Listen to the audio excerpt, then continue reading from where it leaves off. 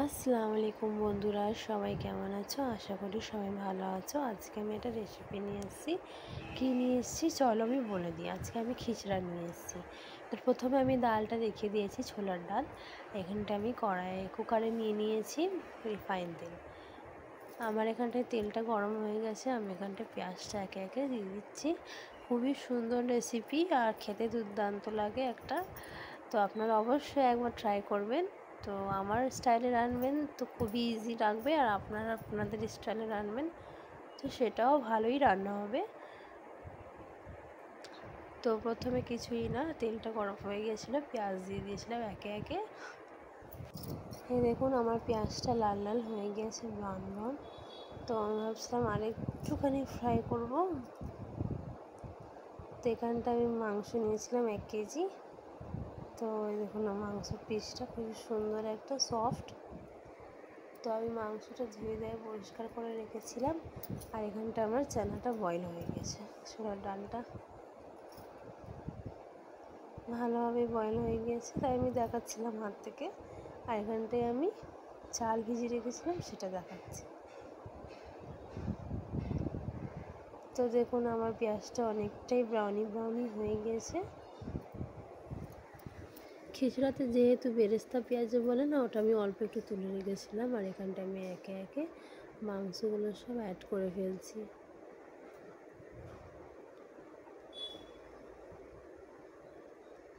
মাংসগুলো ভালো করে নাড়াচাড়া করার পর আমি এখানটায় মশলাগুলো সব দিয়ে দেব সুন্দরভাবে। তো আমার তেলে চলে এসেছে মাংস। তো আমি এখানটায় আমার পরিমাণ মতন আমি লাল লঙ্কার গুঁড়ো দিচ্ছি 3-4 চামচ, এরকম কিছু দিয়েছি।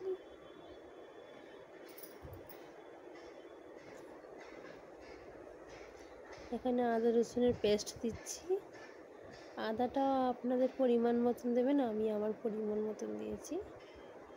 যেহেতু 1 কেজি মাংস আছে তার জন্য আমি আদাটা আমি 3 চামচের মতো নিয়েছি, আর রসুনটা 1 চামচের মতো নিয়েছি। আর এখানটায় নুনটা অ্যাড করে দিলাম। সব কিছু ভালো করে দেওয়ার পর মাংসটা একটু নড়াচড়া করব।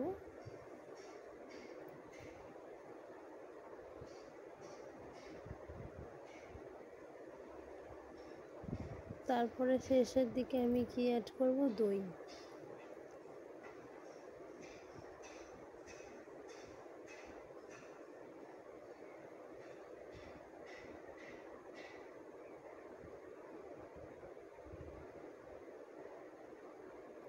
খুবই সুন্দর একটা রেসিপি।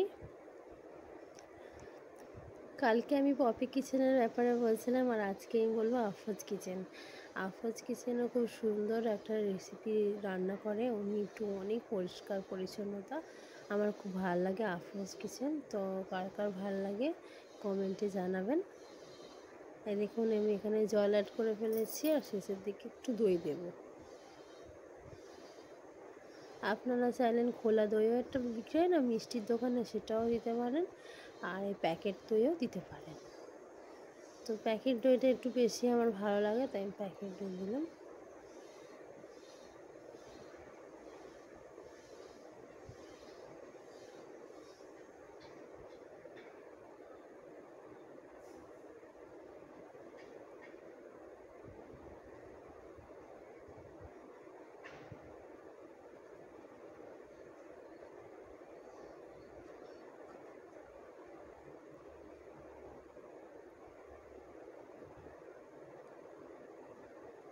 যেহেতু আমার চামচে দই লেগে গেছে, তার জন্য আমি আরেকটু জল দিয়ে চামচটা পরিষ্কার করে নিলাম।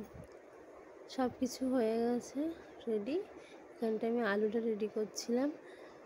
প্রথমে ভেবেছিলাম আমার আলুটা ভিডিও হচ্ছে, তারপরে দেখছি না, কিছুই হয়নি।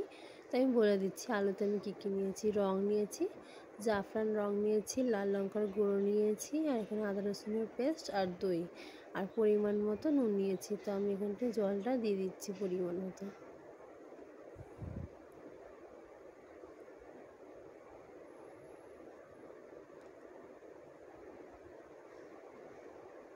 1 কেজি মাংসর জন্য তো সবাই 2 কেজি আলু ইউজ করবে, তো আমি এখানে 1.5 কেজি আলু নিয়েছি।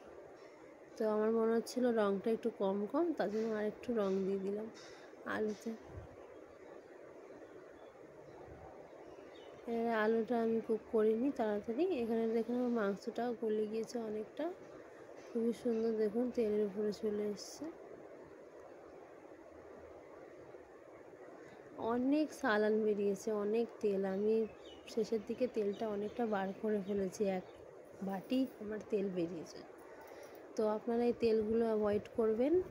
তেল বার করে শেষের দিকে ওই তেলটা দেবেন, খুবই টেস্টি হয় দেখবেন। তো আমি এখানটায় জল চড়িয়ে দিয়েছি ভাতের জন্য। 4টে আমি এলাচি নিয়েছি, 2টো তেজপাতা, আর কিচ্ছু দেবো না ফোড়নে। আর এখানটায় জল আর নুন অ্যাড করে ফেলেছি। তো এখানটা দেখুন আমার 2 ঘন্টা প্রায় চালও ভালো করে ভেজানো হয়ে গেছে। তো আমি সব চালগুলো অ্যাড করে ফেলছি। আর অল্প চাল রয়ে গেছে, যেটা এখানে জলটা বেশি হয়ে গেছে।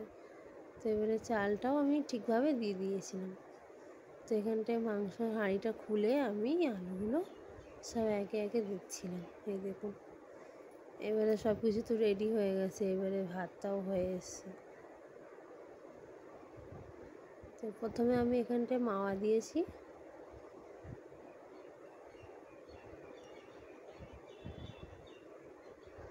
তারপরে আমি এখানটায় অল্প একটু কাজু দেব।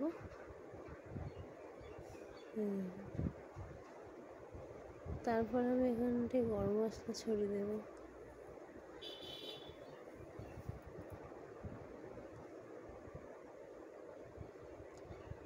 বেরেস্তা করা পেঁয়াজ রেখেছিলাম, সেটাও দিয়ে দিয়েছি। এত সুন্দর হয়েছে খেতে, দারুণ। আপনারা অবশ্যই একবার ট্রাই করবেন। এরকম বিরিয়ানির মশলা যেটা আমি পেস্ট করে রেখেছিলাম, সেটাও আমি দিয়ে দিলাম।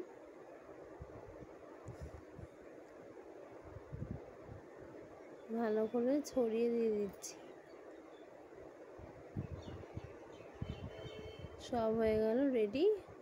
এবার আমি ভাতটাও দেখে নিলাম। তো ভাতের ভেতরে আমি ছোলার ডালটা শেষের দিকে দিই, তো ছোলার ডালটা অ্যাড করে ফেলেছি।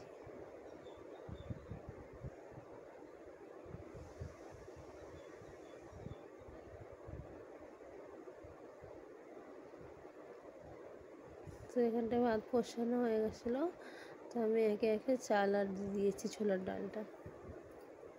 এই দেখুন আমি এখন দেখাবো, পুরোটাই আমি দিয়ে দেব।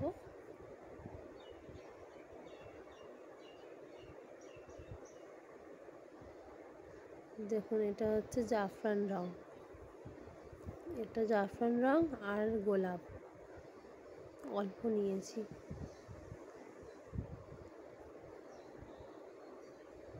সেটা আমি এখানে দিয়ে দিচ্ছি উপর থেকে, সুন্দরভাবে দিয়ে দেব।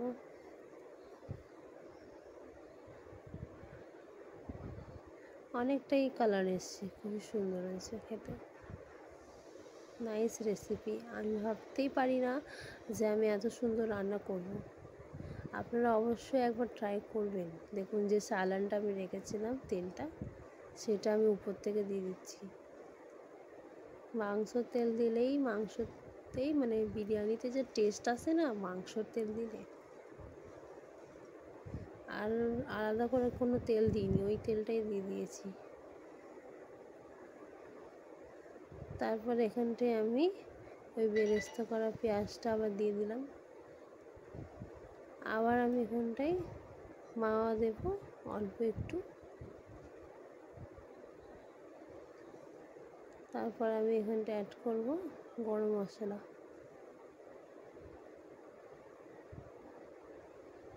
আর একটু দেব সুন্দর করে।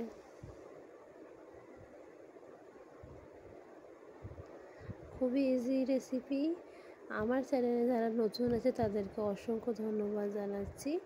আর আমার চ্যানেলে সবাই সাবস্ক্রাইব করে দেবেন অবশ্যই।